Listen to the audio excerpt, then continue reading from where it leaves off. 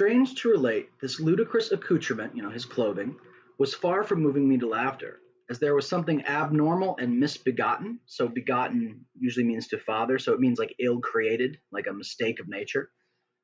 Something abnormal and misbegotten in the very essence of the creature that now faced me. Something seizing, surprising, and revolting.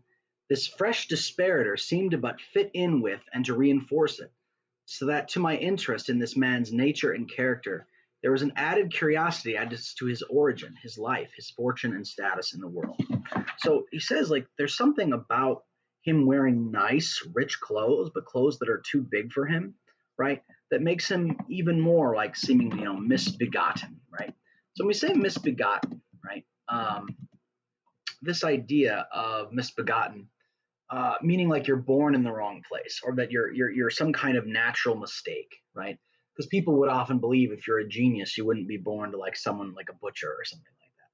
There's something that's like ill placed about him, right? So this idea of misbegotten, right? This is one of those kind of class terms, right?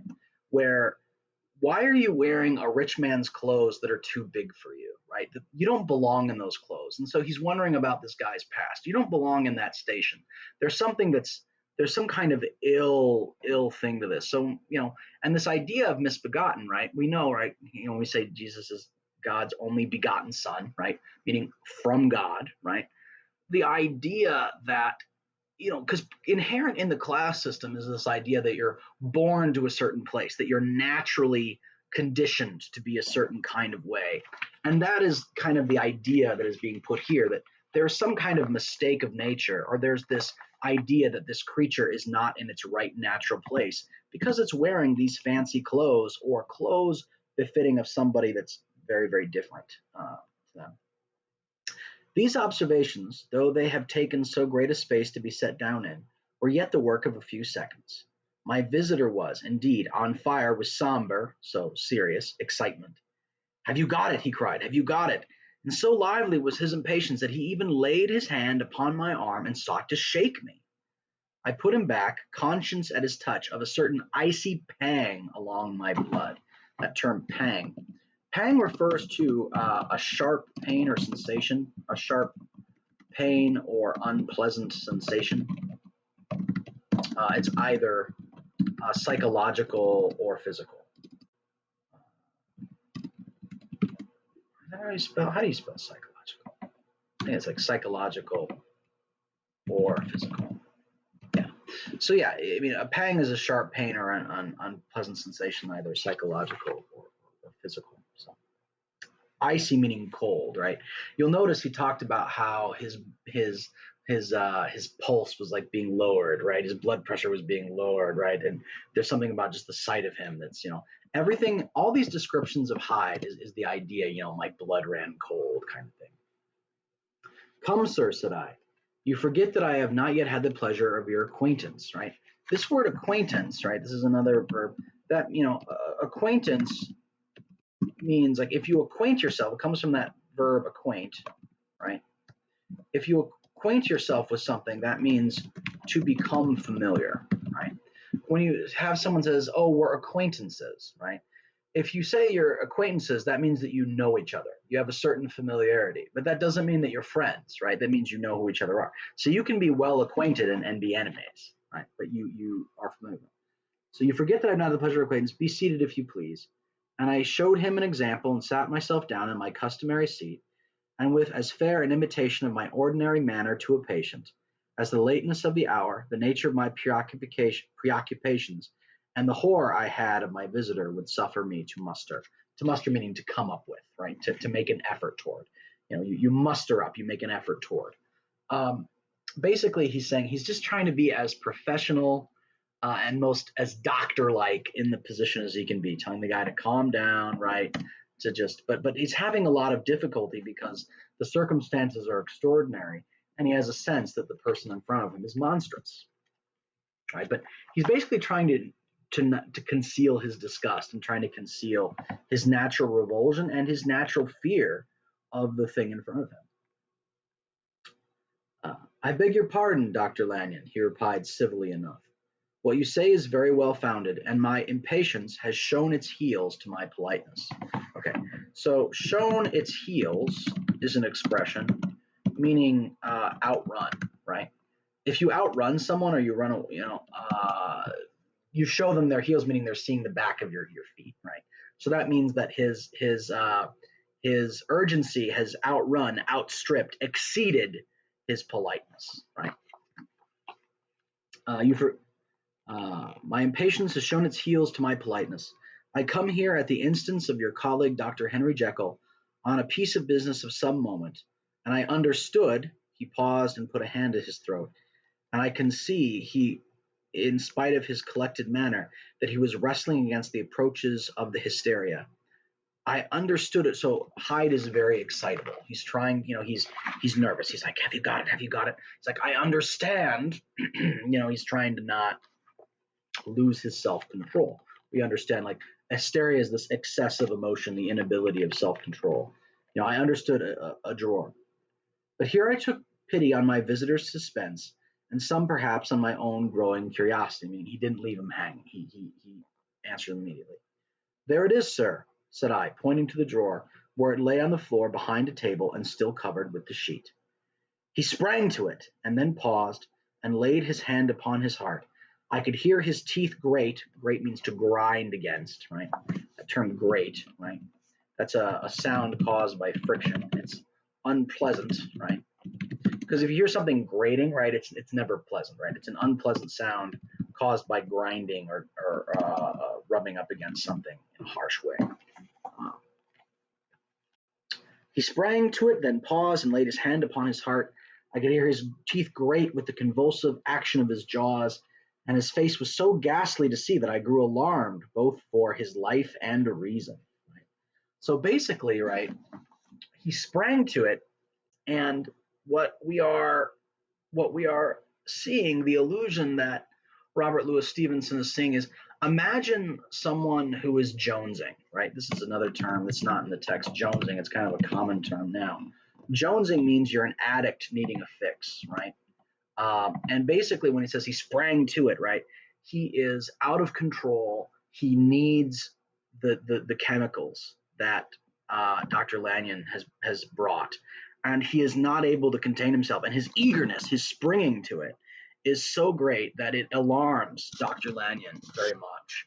And this is definitely bringing to mind the idea of someone springing to a substance that they are addicted to. He's seeing in his need to grab it, right? His golem, like precious, right? He's seeing he's seeing like this kind of unstable mania that is making him fear for this person's life and reason. Like, this guy is like in a bad way, mentally and physically. "Compose yourself," said I. He turned a dreadful smile to me, and as if with the decision of despair, plucked away the sheet. At sight of the contents, he uttered one loud sob of immense relief. I sat petrified. Right? Petrified, if you didn't know, that word just means turned to stone, right? Or petrified means turned to stone, but it also means like when someone becomes like stone, it means that they're frozen, that they're frozen stiff, right? It comes from, right, that same root as Petra, rock, or Peter, rock, right? At the sight of the contents, he turned out a loud sob with such immense relief I sat petrified. Right, everything about his behavior is just horrifying Dr. Lanyon, who's a physician who normally has seen it all before, but there's something about this that's utterly bothering him. One of the things we should see about this is Lanyon apparently hasn't treated too many addicts, has he? Hasn't treated people who have this kind of wild, insane behavior. He's been very insulated, and probably because had he had to deal with like opiate addicts, he would have seen a lot of the similar behavior before. And it also shows that Lanyon's a bit sheltered. That's because he's acting like, he apparently hasn't spent a lot of time around insane people. And the next moment, a voice that was already fairly well under control: "Have you a graduated glass?" he asked. So graduated glass, that just means the marked. In chemistry, right, you refer to it as a graduated glass. Just means a container, glass container. The common term now is graduated cylinder. The things that have the measurements for cups or ounces or whatever the case may happen to be. Uh, and of course, I rose from my place with something of an effort and gave him what he asked, right? Graduated cylinder, so he can measure out what he needs. He thanked me with a smiling nod, measured out a few minims of, I mean, just small amounts, minims of the red tincture, and added one of the powders. The mixture, which was at first a reddish hue, began in proportion as the crystals melted to brighten in color, to effervesce, right? Effervesce, excuse me, I don't know why I said effervesce. Effervesce, right? Effervesce, right? This is a term that refused to, it just means to give off fumes, right? To give off smells, right? To effervesce audibly and to throw off small fumes of vapor. Suddenly and at the same moment, the ebullition, right? Wow, that's another blast from the past word I haven't got. Ebullition, right? That just simply means to bubble, right? So there's a chemical reaction going on.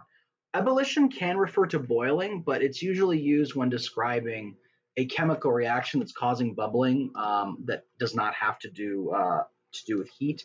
It can mean to boil because literally, I mean, it literally just means to bubble. But generally, it's referred to when something is not bubbling because of heat, but because of a chemical reaction. Suddenly, at the same moment, the ebullition ceased and the compound changed to a dark purple, which faded again more slowly to a watery green.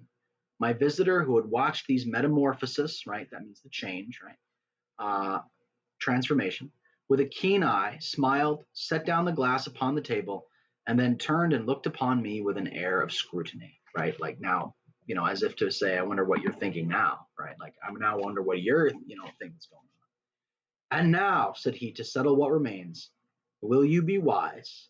Will you be guided? Will you suffer me to take this glass in my hand and to go forth from your house without further parley? Parley meaning conversation, right? Parley means conversation, a discussion.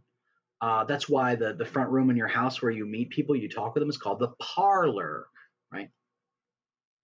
Without further parley, or has the greed of curiosity too much command of you? Think before you answer, for it shall be done as you decide. As you decide, you shall be left as you were before, and neither richer nor wiser, unless the sense of service rendered to a man in mortal distress may be counted as a kind of richness of the soul.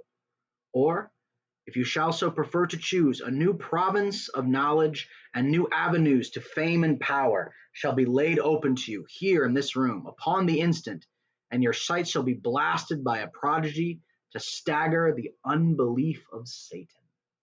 Right. So this idea again, to stagger the unbelief of Satan, meaning I will show you something that will, anything that you didn't believe before, you will believe now. Prodigy is referring to himself, my own ability, my own knowledge.